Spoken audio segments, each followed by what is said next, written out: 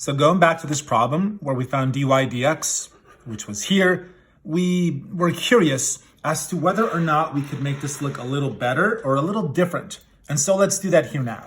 So I copied and pasted that exactly as it is right here. So here's what I'm thinking. Notice that in the numerator, we have two terms. This is a fraction, this is not. So what I'm thinking is, this has a denominator of 1. Get a common denominator between these two terms.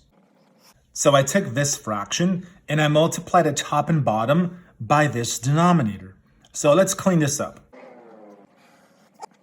So check it out. I did that times all of this, which is right here. I have this piece there, sine inverse there, parentheses there.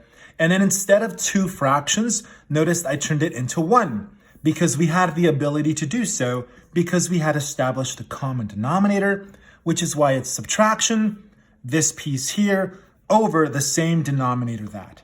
However, all of that was the numerator. The main overall denominator is still here. Now, what I want you to see is that underneath this denominator, there's a 1. And notice this idea. So let's say that I had a over b being divided by c over d. Notice what you can do. Instead of dividing fractions, you can multiply, but you'd have to reciprocate the bottom fraction. Keep that the same, but reciprocate that from division to multiplication. And that would give you a times d over b times c. So the shortcut is multiply the very top with the very bottom. And that's the numerator. And then these pieces here, those multiply to be the new denominator. So let's apply that idea to our main problem. So here is what we have. 1 times that is up here. This times that is down there. So now the only thing left that we could possibly do is the idea of rationalizing the denominator. We want the denominator to look nice. We don't want any square roots.